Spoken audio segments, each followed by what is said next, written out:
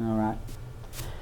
Well, the lesson today is on a prophetic type of the wilderness testing. Now, what I want to do is I want to just take pieces of this space of time between the Red Sea and the spying out of the land of Canaan. And this was the first time when they didn't get to go because they failed their testing. And this word is a living word, and there are things being taught there that are messages for the church that is about to enter the tribulation. And I want to show you from the Bible that this is so. And it's like you have your choice to be like them or to be like Joshua and Caleb. That's your choice right now.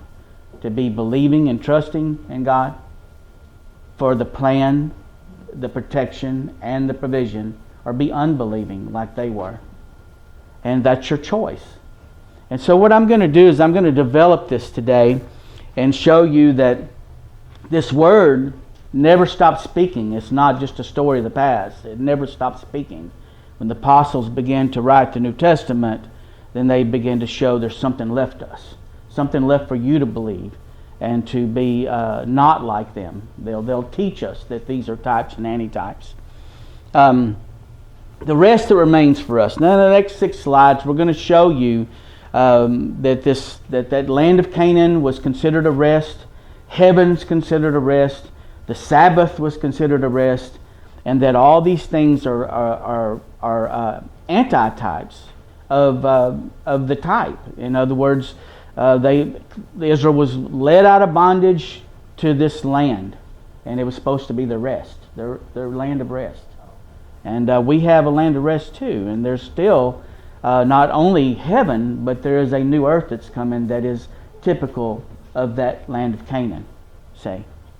And this is important because if you can't get the picture, you really have nothing to hope in while everything's crumbling around you. But you've got the same deal, only better. See, the new earth is better than Canaan because the children of the devil aren't in it. And this world is no longer run by the devil. It's run by Jesus. It's run by the devil until Jesus rules it. And he's going to rule it with a rod of iron. It's what the Bible says. When he does rule it, he'll rule it with a rod of iron. It means it'll be strict rule. There won't be all this corruption and all this secret sins and all that stuff allowed. You'll be seeing the Savior. Okay? The Bible talks about things being made new. That includes you. And the demonic forces that are out there that are at war with us all the time through our weaknesses, they're gone. They're not even allowed in this place. And so there's a rest that remains for us, and we're going to begin to break it down, show you how this works, where it's at in the Bible, and how we know this is true. Okay? So he begins to talk to us in the book of Hebrews in verse 6, chapter 3, verse 6. Christ is the son over his own house, whose house are we. So we're part of the house of God through Jesus. He says, if we hold fast the confidence and rejoicing of hope firm to the end.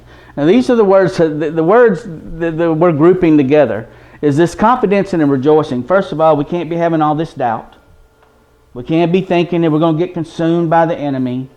That there's some plan for us to be tortured and murdered. You can't be doing that. You got to have a confidence and a firm rejoicing hope. And this needs to be firm to the end. Okay? Wherefore, as the Holy Ghost saith, today, if we will hear his voice. And so what he's saying is that a long time after people got in the land of Canaan, and he'll break this down and shell this out for you, that David began to say in the Spirit, today, if you'll hear his voice, showing that there's a rest remaining for the people of God. After they were already in their first rest, the Spirit was speaking. There's a rest that remains. And that will be his message. He'll actually say those words in a minute. Okay? So the Holy Ghost is saying to us today, if you will hear his voice, the Holy Ghost is speaking. There's a promise that's left for everyone else, just like it was for them, a promise of you entering a rest. Okay? And there are stages of that promise, because I'm going to tell you about prophecies. And they have multiple fulfillments. See, it's not always just like point A fulfill point B. It's not always like that. It's secular in nature. And there are levels of fulfillment of prophecy. And so he's saying the Holy Ghost saith, today if you will hear his voice, and he points right back to the wilderness, because the church goes in the wilderness before the new earth. And this is just a living message to those that are left. And it says, he says, don't harden your hearts, as in the provocation. The provocation is when all those 10 times that they were in their wilderness testing. Now the wilderness testing wasn't the whole 40 years. The testing was done. The wilderness testing was the time between they crossed the Red Sea, or at the Red Sea, to the time they spied out the land of Canaan the first time. Everyone that failed didn't get to go. But the children who were innocent, they went. And the people of faith that passed the test, they went in with the children. And it's going to be the same for the new earth. I'm just letting you know. The people of faith go in with the children. I'm just letting you know. That's the way it's going to happen. So it's your choice. And he's saying, don't harden your hearts, as in the provocation. The provocation is when all the times they didn't trust God with what was going on. That was the provocation. Okay? God would tell them from the beginning what he was going to do, and every time they didn't get God to perform exactly the way they wanted him to, then they would tempt God, and they would murmur and complain, thinking that would get God to perform. And that's what they were doing. And we'll look at just a few examples of that, because it would consume the whole study if we didn't just look at a few of them, okay? So when your fathers tempted me and proved me, now see, they said that they proved God. But see, God tests us. We don't test God. And so this is the error they were doing. They were testing God, but they saw his works 40 years. Now this is after the testing was over. They continued to, they went into the wilderness. I mean, they had to live out that 40 years. They saw his works those whole 40 years, because they still got bread. They still got bread. They still got supplied. God did what he said. He faithfully protected, provided for them until the time for the children to go in. So he says, wherefore I was grieved with that generation, and said, they do always err in their heart. Now look, this is what we're looking at. And they have not known my way. So they saw the works. They saw the miracles of God. They erred in the heart. They didn't know who he was. They didn't know God. They didn't have that kind of relationship with him where they trusted him. So this is what he's saying about them. They were seeing with their eyes his miracles. Bread coming from heaven is a miracle. Quail getting blown in by the wind to where you got to dig your way out. And God does have a sense of humor. I'm just letting you know. Okay? Because he wasn't happy with them, and they were murmuring. And so he actually, quail come in so many feet high. Can you imagine the flapping wings in your face? Well, that's what they had. All the meat they had to eat their way out almost. Okay? And so he saw he said they saw my works, but they erred in their heart, and they didn't know him. They didn't know his ways. So he swore in his wrath, they shall not enter my rest. And then this is where he brings the message to us, saying that the Holy Ghost is speaking to you right now. Now, you need to take heed, brethren, lest there be any of you an evil heart of unbelief in departing from the living God. Because see, if you got a heart of unbelief, chances are you will depart from God when you get afraid. Okay? And so that's what he's talking about. All right? So he says, but you need to exhort one another daily while it's called today, lest any of you be hardened through the deceitfulness of sin. Now, this is something that we need to be familiar with. Sin is deceitful. People have a way of working out in their mind where God's okay with it. He understands. It's never okay. Okay? Jesus suffered a great deal of pain to pay for sin. It's never okay for you just to be engaged in those works of the flesh. It's not okay with God for you to be doing that. So sin can be deceitful that way, and hearts can be hardened where you kind of work it out, where this little thing I'm doing, even though it's in the Bible that I shouldn't, it's okay that I do this. See? That's the deceitfulness of sin. And so it says we are made partakers of Christ, partakers of Jesus, and because Jesus, I'm going to tell you something, he's got all these blessings stored up, these gifts stored up for those blessed people in that new world. See, and we become partakers of Christ if we hold the beginning of our confidence steadfast to the end. So it's just talking about, when we come to believe in Jesus and we had this confidence, we trusted Him with ourselves to be washed of our sins. We got this faith in the beginning, this confidence in the beginning. We got to hold that confidence all the way to the end. Okay? All right. The offer stands, and we're going to be breaking this down over the next few slides, how the offer stands. It wasn't just about a story a long time ago. So in Hebrews 3 verse 7, he says, 7 verse 15, chapter 3 verse 7, Hebrews chapter 3 verse 15, he says it again, today if you will hear His voice, harden not your hearts as in the provocation. And he said, he points back to that again, for some when they had heard did provoke. They provoked God. Howbeit not all that came out of Egypt by Moses. And so Joshua and Caleb were different. But it was a remnant. Okay, it was a remnant that believed. Alright. He says, but whom was he grieved 40 years? Was it not with them that had sinned, whose carcasses fell in the wilderness? And to whom sware he that they should not enter his rest, but to them that believed not? And so what had happened was these people that believed not, they were the ones that sinned against God. They put God to the test. They murmured and complained, and they just didn't trust Him with everything He said He would do. Okay? And so he sums it up, so we see that they couldn't enter in because of unbelief. So unbelief is a danger to a Christian. Lack of trust in God is a danger to a Christian right now. Okay? Just because something means a lot to you doesn't mean you can't trust God with it.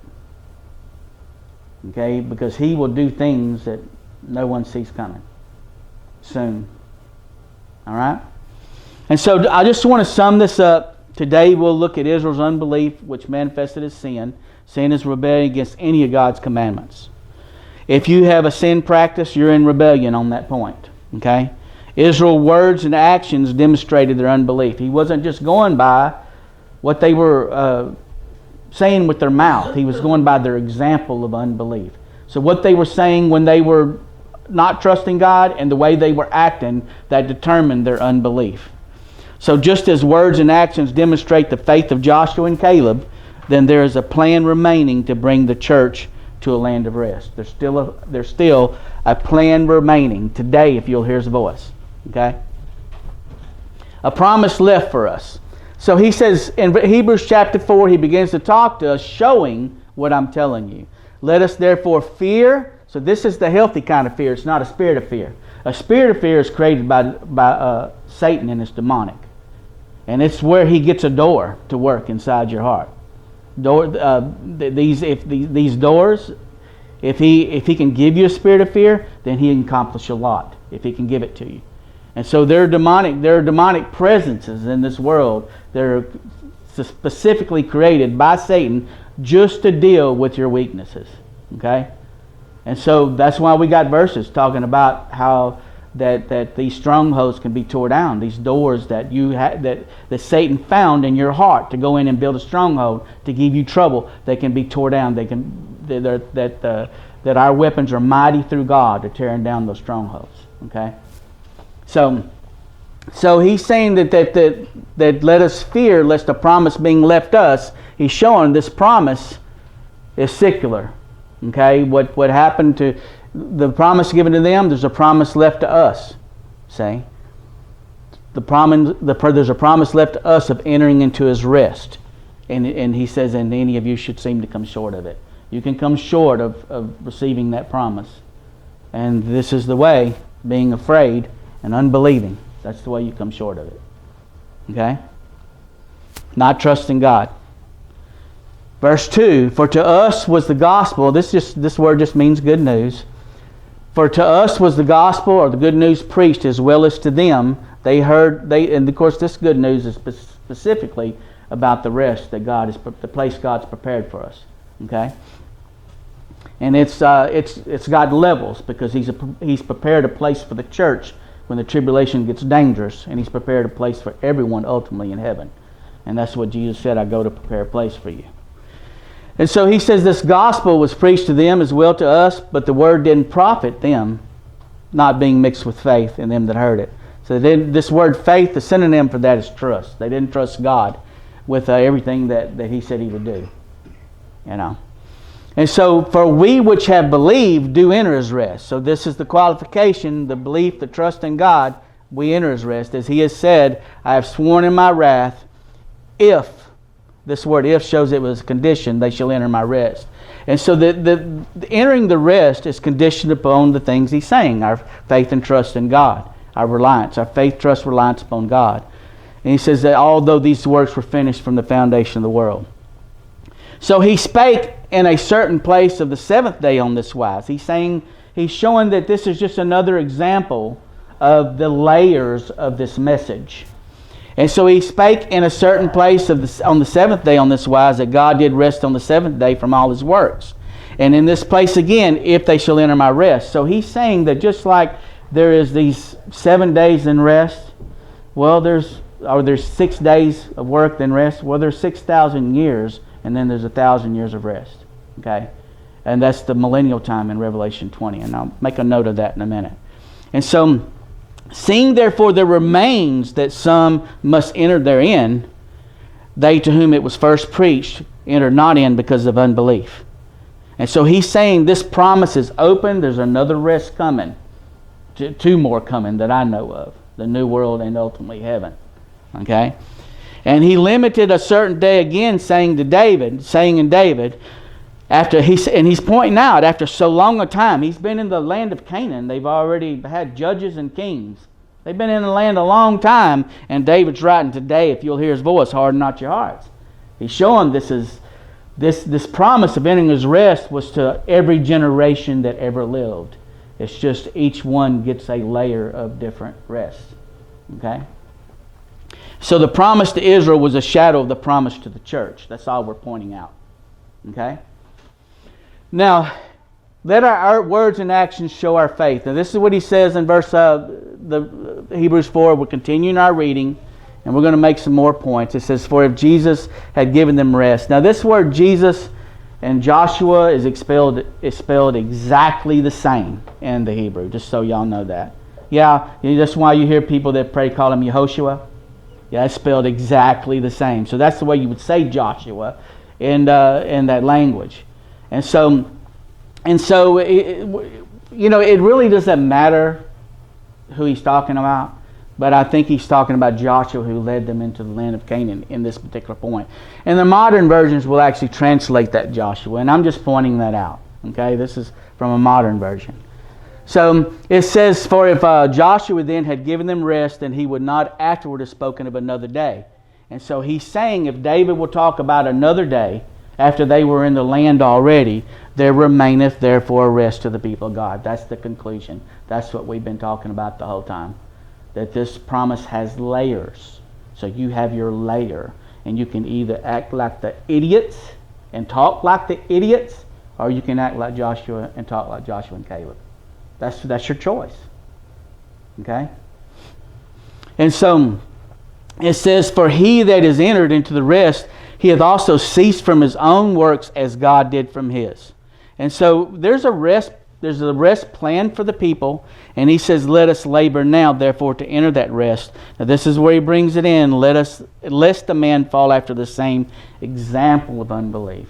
So the way you're acting is showing what you really think, whether you're talking a different way or not. See? And that's what he's talking about. And so we're just going over the types that have the layers here. And we're just showing here that King David said in the Spirit the promise was current. But he said it after Israel had been in the land for many years. Canaan was a rest for the people of God. The new earth is a rest for the people of God. And heaven is a rest for the people. Okay? So it has layers. And that's what we're pointing out. Now, types and antitypes. Just for a minute, we're just going to go over the shadows of things to come. God created heaven and earth in 6 days, rested on the seventh. The world created 6,000 years ago. It's about to enter a 1,000-year rest. It's called the millennial time. That's in Revelation 20.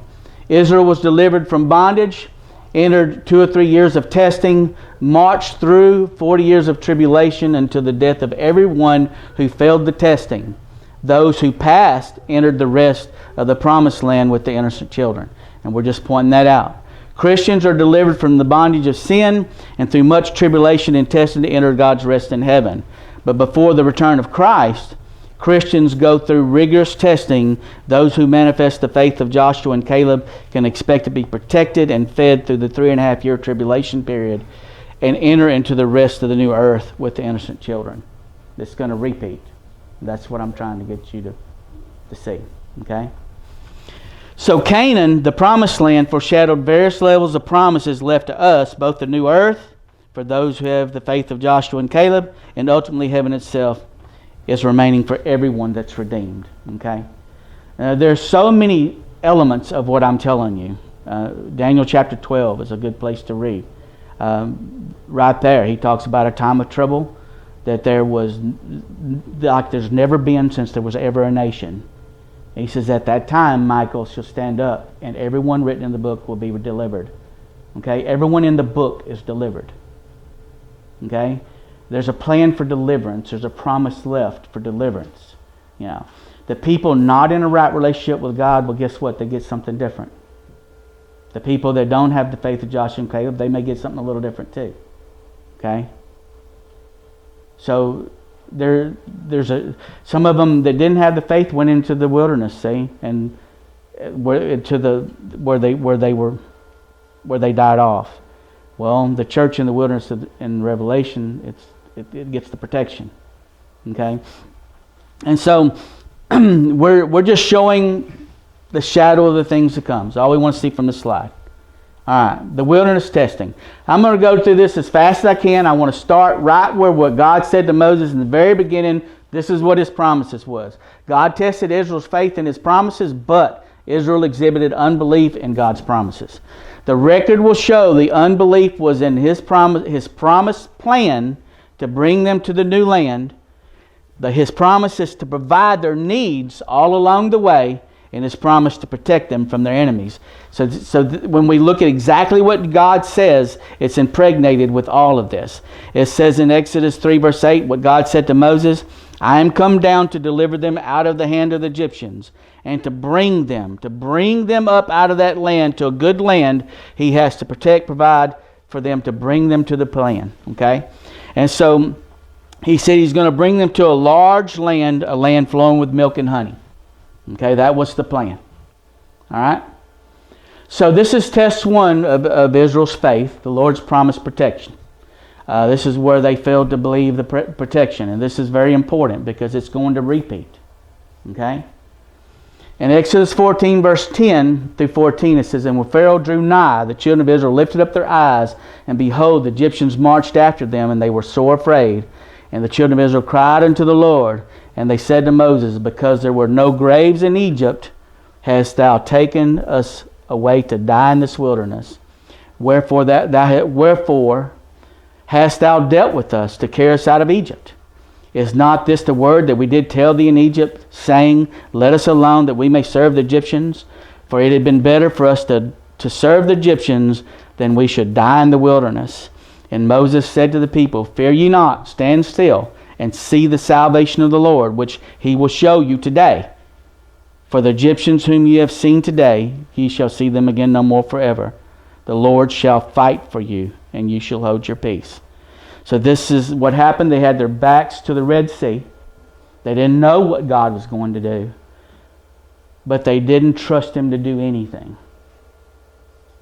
And they were talking like a bunch of idiots. And that's what happened here. And so the example of unbelief in God's protection was the first time that they tempted God. This was tempt one. And that's why there's a commandment. You shall not tempt the Lord your God. As you did in Manasseh. He even uses the example of one of the places they didn't trust him. Okay? And so Israel was called God's firstborn, his son. Well, when Jesus came, he was tempted in every way that Israel was. In every way. And he quoted all the verses God gave to Israel. He quoted all the verses God gave to Israel because of their failures, and he did the right thing. Okay? And so this is what it was. He trusted God. Jesus trusted God. We need to follow the example of those that trusted God, like Joshua and Caleb. Okay? All right. So it will repeat. The devil is coming for the church. The Bible says the red dragon, when it rises, and Satan and his angels are cast to the earth, and they are coming for the church. And our backs will be to the Red Sea, and he'll deliver just like he did before. Okay? That's the message. Test 2, God's promised provision. So here they are in Exodus 15, verse 22 through 27. So Moses brought Israel from the Red Sea, and they went 3 days in the wilderness and found no water. And when they came to Marah, they could not drink the waters of Marah because they were bitter. And the people were murmuring against Moses, saying, "What shall we drink?" And he cried unto the Lord, and the Lord showed him a tree, which when he had cast into the waters were made sweet. And there he made for them a statute and ordinances, and there he proved them. God tested him. He tested Israel. He knew the waters were bitter, and tree limbs don't make water sweet. God made the water sweet. Okay? You can trust God, or you can trust a limb. And so he's doing things very, very calculated and purposely. Okay? And so he's saying that he brought them to this water to test them, and he's gonna give them a teaching moment. That's what they're making the statute and the ordinances about. Because when people aren't doing right, well, God tries to teach his children. Okay? And so this is going to be a teaching moment. And so God proved him and said, "If thou wilt diligently hearken to the voice of the Lord thy God." So here they are. They didn't come here and started murmuring because of the water.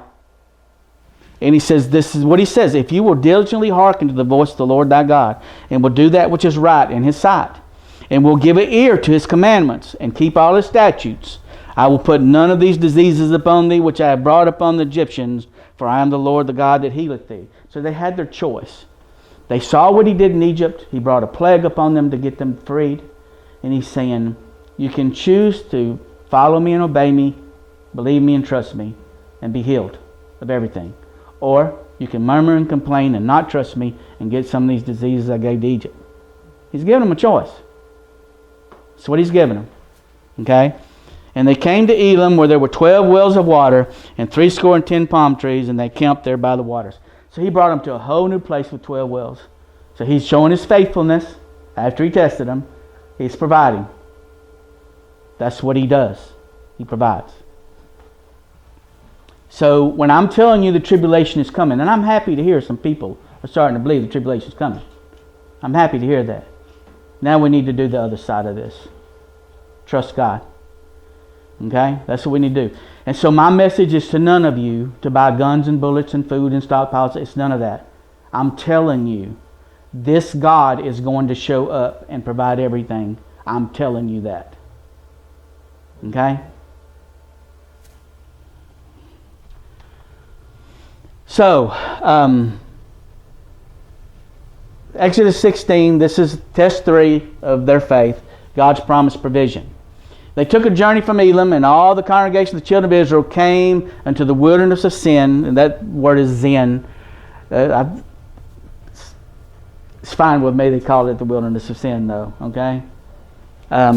Because that's what happened there. And on the 15th day of the 2nd month, after their departing out of the land of Egypt, so this is the 2.5 months we're talking about. They're in this testing, this period of time.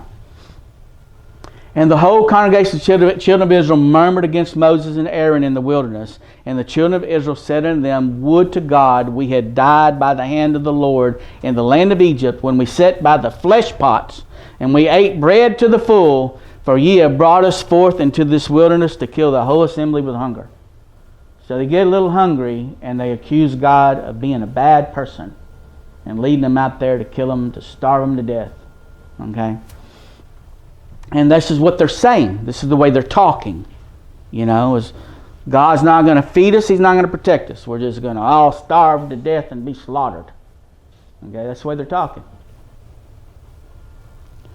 Then said the Lord unto Moses, "Behold, I will rain bread from heaven for you, and the people shall go out and gather a certain rate every day, that I may prove them that they walk in my law or not." So he already gave them their ultimatum. Now he wants to know if they'll listen to what he says. And they didn't. So they were going to get bread every day for 6 days, and they were going to get double bread on the 6th day and rest on the 7th. But on the 7th, some of the people went out looking for bread. They didn't listen to anything he said. Okay, and there's people like that going to church that don't listen either today. Don't listen to anything he says. Okay, so he says, and it shall come to pass that on the 6th day they shall prepare which they bring in, and there'll be twice as much as they gather daily. And Moses said, this shall be when the Lord shall give you in the evening flesh to eat, and in the morning bread to the full.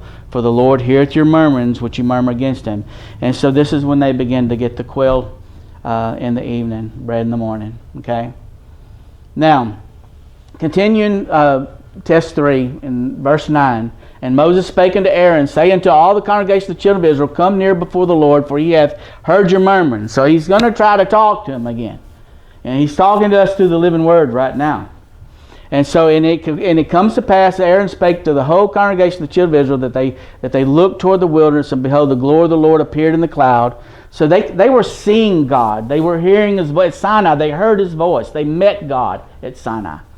And so he says, and the Lord spake unto Moses, saying, I have heard the murmurs of the children of Israel, speak unto them, and say, at evening ye shall have flesh, and in the morning ye shall be filled with bread, and ye shall know that I am the Lord your God. And it came to pass that at evening the quails came up and covered the camp, and in the morning the dew lay about the host.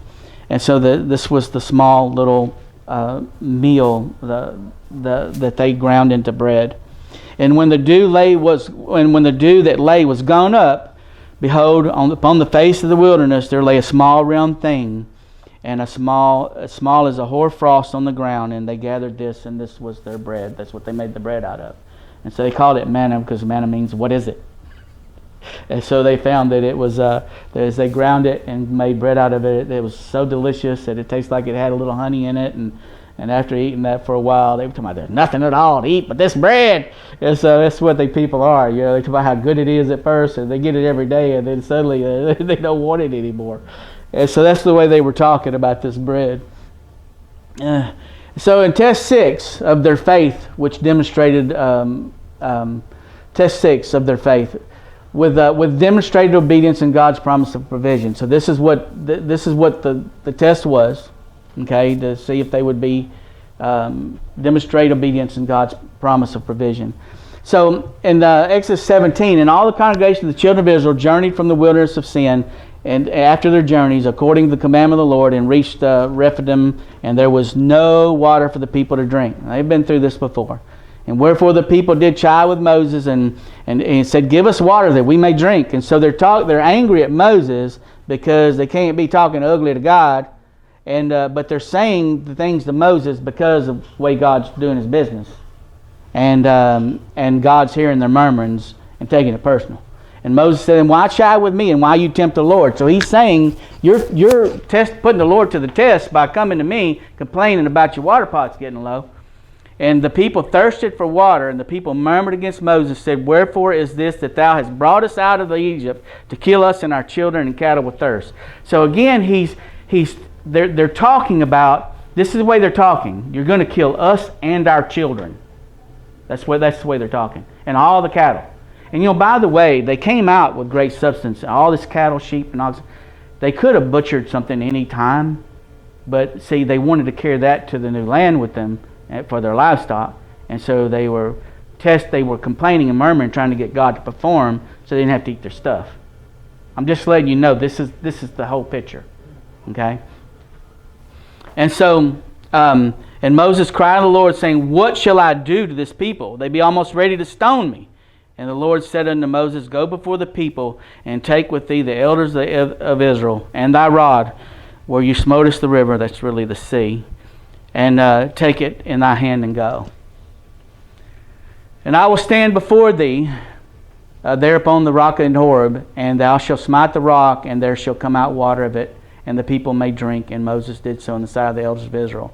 And he called the name of the place Massah and Meribah, because of the chiding of the children of Israel, because they tempted the Lord, saying, "Is the Lord among us or not?" So that's the way they were talking. Is the Lord with us or not? Is he going to save us or not? Is he going to feed us or not? See, that's the way they're talking. All right? That's not faith. It's not what that is. So this is test 10, God's plan and protection. So his plan at the end of this wilderness testing was to bring them to the land, to trust His protection, because they went in, they saw the wall cities, and they were afraid. They saw the giants, and they were afraid, and they said, we can't do it. Now we know their children went in there, and the walls of those cities fell down flat, and we know the giants were killed with rocks. That's what David did. I'm just telling you, it's your choice, man. It's just your choice. Because I'm telling you something, there's a great deception coming. There is a great deception. These things that are getting cast to the earth, these fallen angels, they're going to be given physical form. I'm telling you right now that they're going to claim to be what seeded this earth, and a lot of people that have no faith in God are going to just believe them. And it's going to cost them their life and their soul. Okay? Just letting you know. Letting you know. It's coming. In Numbers 13, it says, the Lord spake unto Moses, saying, send thou men that they may search the land of Canaan, which I give unto the children of Israel, out of every tribe of their fathers. Send a man, every one a ruler among them. And they returned from searching the land after 40 days, and they went and came to Moses and Aaron and to all the congregation of the children of Israel, and brought back word to them. And unto the congregation, and showed the fruit of the land. So they're showing the fruit, that it is a very fertile land, like God said. And they told him, said, we came to the land whither you sow it, you sent us to us, and surely it flows with milk and honey, and this is the fruit of it. God was told the truth when He said that it was land flowing with milk and honey, and the fruit's like really big. He says, nevertheless, the people be strong that dwell in the land. The cities are walled, and every great and moreover, and very great in size. And moreover, we saw the children of Anak there, which were the giants. Okay. And Caleb stilled the people before Moses and said, let us go in at once and possess it, because we're able to overcome it. He tried to give the message, trust God. Trust God. They could have done this 40 years right now, 40 years before they all died, except Joshua and Caleb. Joshua and Caleb didn't even age. So, you could have the attitude, man, I got to wait all this time now. But see, they didn't age. At 85, he was the same. He said, I'm a man of war, and I'm 85 years old. And he didn't age. So God has a way of recompensing whatever you suffer in your testing. I'm telling you that's coming too. I'm just letting you know. That's coming. All right? Everything's made new. For people with faith, it's a do-over. Without the disease, the sickness, the death, the curse, without Satan being here. All of that's gone. Okay? And so, Test 10 continued, but the men that went up with them said, we be not able to go up against the people. They're stronger than we. They brought up an evil report of the land, which they had searched to the children of Israel, saying, the land though which we have gone to search it is a land that eateth up the inhabitants thereof, and the people that we saw in it are men of great stature. So he says, a dangerous place to go. There's giants in that land. We saw the giants, the sons of Anak, which come of the giants, and were in our own sight as grasshoppers, and so were we in their sight. And this is showing what they felt in their heart. All the congregation lifted up their voice and cried, and the people wept all night. What does that tell you? They didn't believe anything God said. If they believed, they would be so happy that they were on the edge of the land of Canaan, and they were going to go in and possess it at once. They didn't believe any of that. They didn't believe in God's protection. Okay? And the children of Israel murmured against Moses and against Aaron, and the whole congregation said to them, Would God that we had died in the land of Egypt, or would God that we had died in this wilderness? And wherefore hath the Lord brought us to this land to fall by the sword? They didn't believe in God's protection. Okay? They didn't believe in it. That our wives and our children would be a prey, and were it not better for us to return to Egypt? And they said to one another, let's make a captain and just go back, be slaves again. Okay? And Moses and Aaron fell on their faces before all the assembly of the congregation of Israel. And Joshua the son of Nun, Caleb, which were with two of the people that searched out the land, they rent their clothes, showing that we are not part of this, God. And they spake unto the whole company of the children of Israel, saying, the land which we passed through to search it, is exceedingly good land. If the Lord delight in us, He will bring us to the land and give it to us, a land which floweth with milk and honey. They're repeating everything God said because they believed it. He says, only rebel not ye against the Lord, neither fear ye the people of the land, for they are bread for us. We'll destroy them and their cities. Their defense is departed from them, and the Lord is with us. Fear them not. Now you better hear it. Because the fallen ones, the red dragon, is coming after the church. And he's promising us a place of rest. It's your choice, man. It's your choice. But all the congregation bade, stone them with stones. And the glory of the Lord appeared in the tabernacle of the congregation before all the children of Israel. And the Lord said unto Moses, how long will this people provoke me? And how long will it be ere they believe me for all the signs which I have showed among them? But as truly as I live, all the earth will be filled with my glory, the glory of the Lord, because all these men which have seen my glory and my miracles which I did in Egypt and in the wilderness have tempted me now these 10 times, and have not hearkened to my voice. Surely they shall not see the land which I swear unto their fathers. Neither shall any of them that provoked me see it. But my servant Caleb, because he had another spirit with him, and hath followed me fully, him will I bring into the land whereinto he went, and his seed shall possess it. How long shall I bear this evil congregation, which murmur against me? I have heard the murmurings of the children of Israel, which ye have murmured against me. Say unto them, as truly as I live, saith the Lord, as ye have spoken in my ears, I will do it to you. Now you hear him? You want to talk unbelieving like? That's what you get. Make your decision now. But with the exception of what they said about the children, the innocent children, he said they're going. Okay?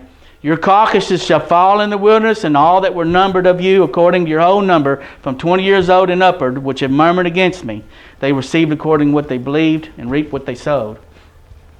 Doubtless ye shall not come into the land concerning where I swear unto you, save Caleb and Joshua. Okay? But your little ones, which he said would be a prey, them will I bring in, and they shall know the land that you have despised. But as for you, your carcasses will fall in the wilderness. Your children shall wander in the wilderness 40 years, and bear your whoredoms until your carcasses be wasted in the wilderness. After the number of the days ye searched out the land, even 40 days, even every day for a year, shall ye bear your iniquities, even 40 years, and ye shall know the breach of promise. And the men Moses sent to search out the land, who returned and made all the congregation to murmur against him by bringing up a slander of the land, those men died right there. Okay? But Joshua and Caleb lived still. Okay? That's what happened. Now, this last section is only a few minutes. Okay? I want to make the connection to the church. All right? We're going to look at a few slides, and one of them is a matchup. Okay? In Revelation 12, verse 1 through 6, this is the plan, the protection, the provision of God. He's putting it right back to you one more time. Choose now what you're going to do. Believe or not believe. He wants to put it to you one more time because it's coming, and it's coming fast. All right? So there appeared this great wonder in heaven, this woman. This woman is the church, and she's clothed in the sun. That's God's light. The woman is clothed in God's light. And the moon is under her feet, and there's 12 stars upon her head. That's the 12 apostles. The moon is under her feet because you remember Joseph's dream. He saw the sun and the moon, the stars bow down to him, and the whole family was angry because they knew that meant the Father, the Son, and the children. Well, see, the moon is the church, and it's the reflection of God's light. That's why the moon's under her feet. She's clothed in God's light. The reflection is coming up from God's light. And so these 12 stars are 12 apostles. This woman is the church. And we know that from the last verse, verse 18, where it actually calls it the people, okay, that the dragon is after. Okay? Now, so she's being with child, travailing in birth, pain to be delivered. Now, he hid this a little bit. But what happened is that this is the first and second coming talked together. And you can see it if you're watching and paying attention. But when Jesus was born the first time, the red dragon, Satan, came after the children, and that's why all the children were slaughtered in Bethlehem. Okay? He came after it. Now, the birth pains of the church bring Jesus' second coming also. And so that's where we're heading. So these first and second two comings are spoke of together, and you can see it with some help. And I'm going to try to help you see it. So she's in this birth pains, travailing in birth, pain to be delivered, see. And so we're just pointing out that the first and second coming are together, and they both had birth pains and tribulation. So the birth pains for his first coming was the children being slaughtered. But see, God already told Joseph to flee to Egypt, and they stayed there till Herod died. Okay? And so that was the prophecy of God knew what Satan was going to do. That was Rachel weeping for her children. And so it says, and there appeared a wonder in heaven, a great red dragon. Now this is Satan, and this is his government. This is the government that's forming now, that's got all these mandates. And he has 7 heads and 10 horns, and we're told very plainly from Daniel all the way up to the Revelation, the red dragon with the 10-horned beast appears multiple times, and it's all about the end. It's all about the end right before the saints possess the kingdom. That's what Daniel said when this beast rises. So this is where we are. This red beast is the time of the end where the saints are about to possess the kingdom. That's where we are. And so he's saying that this red dragon rises, having 7 heads and 10 horns, and he sees crowns upon his heads, and his tail drew a third part of the stars of heaven, and those are the angels that fell with him. Okay? But here he makes allusion to them being cast to the earth. Okay? And he's going to talk about this a little bit more. And it says the dragon stood before, because the first time he was cast into this darkness, they're all spiritual beings. The Satan and the fallen ones are spiritual beings, and they're behind what's going on now. But eventually that's going to change. There's a war, and something changes. They're given physical bodies, something that can be seen. And so, and his tail drew this third part. The stars are the angels. That's taught in chapter 1, by the way. It's a symbol for the angels. Okay? And so the dragon stood before the woman, which was ready to be delivered for her to devour the child as soon as it was born. So that was Jesus when he came. The church brought Jesus into the world. The church is also going to be, the birth pains of the church are going to bring Jesus back. And that's how it's being taught double. Okay? So the dragon tried to destroy the child as soon as it was born, but this is what happened. She brought forth a man-child who was to rule the nations with a rod of iron. That's in the new earth. That's when Satan no longer rules this planet. And so it says that this child was caught up to God and to his throne. And so that's when he was crucified. And Christ was to rule the nations after with a rod of iron after Satan's defeat. So the woman, as this red dragon rises in the end of time, the woman fled into the wilderness where she has a place prepared. Now you hear? This is his plan. You can believe it or not believe it. She fled into the wilderness to a place prepared of God where she's provided for. She's fed. Same deal. It's the same deal. That's why the word wilderness is even used here. To get you to see the antitype. This is the antitype. You got the same deal. So this woman fled into the wilderness to a place prepared where she's fed for the 1,260 days, which is how long the 10-horned beast rules. 3.5 years, 1,260 days. 3.5 years, 42 months. That's the time period. It's not a 7-year tribulation. Okay? The time period is 3.5 years, 42 months, 3.5 years, 1,260 days is all the same time period. And so this is how long the woman is fed and protected. Till this time of this beast is up. Okay? Now, this is the rest of it. The plan, protection, provision of God. Verse 9. The great dragon was cast out, that old serpent, which is called the devil, and Satan, which deceiveth the whole world. He was cast out to the earth, and his angels were cast out with him. Now we skipped the part about the war in heaven, but this is a war takes place before he's cast out this time. Something's different now. Okay? And you can believe me or not believe me, but I only know that part about it being different from what I see in the night. I'm just letting you know. I'm telling you something that I've been shown. And it's not something, you can find it in the Bible, but you have to be able to know that's what it's talking about, because it doesn't explain it. And so it says to the woman here, so this is what happened. When this dragon's cast out, he's got one thing on his mind, and that's killing the church. One thing on his mind. So this is 13 through 16. And the dragon saw that he was cast to the earth. He persecuted the woman that brought forth the man-child. So now he's going after the woman. And the woman, they were given 2 great wings. This is the Red Sea all over again. I'm telling you, trust your God. To the woman was given 2 wings of a great eagle, that she might fly into the wilderness. There's your cue. This is the antitype. When your backs are to the Red Sea, you don't know what God's going to do. But I'm telling you right now, start believing He's going to do something. And just trust Him. So this is your Red Sea moment. She's given wings of great eagle that she might fly into the wilderness, to her place. There's your place prepared. A place God prepared for you. Okay? Where she is nourished for a time, times and a half a time from the face of the serpent. The serpent can't get in there. And this time, times, half a time, that's just a sneaky way of saying 3.5. Time, times, half a time. Okay? It's 3.5 years. Okay, and the serpent, he wants to get to this woman. Now, I'm not saying everybody gets to go to this place prepared. Those that are in a proper relationship with Jesus get to go to this place prepared. The Bible is very clear, even in this chapter, some are not, everybody don't get to go there. And some of those are persecuted. Okay? But it's not much different than what happened there at the wilderness testing either, is it? Some got to go and some didn't. Okay? So I'm just letting you deal with that. You need to decide who you are. You need to decide real fast who you are. Okay? And so the serpent cast a flood out of his mouth. I don't know what that flood represents, but we'll know when it gets there. They might cause this one to be carried away wherever she's protected. But she was protected. That was the problem. Here it just says the earth opened its mouth and swallowed up this flood. And I tell you they're metaphors. I don't think any of that's literal. But the earth opened up its mouth and swallowed up this flood.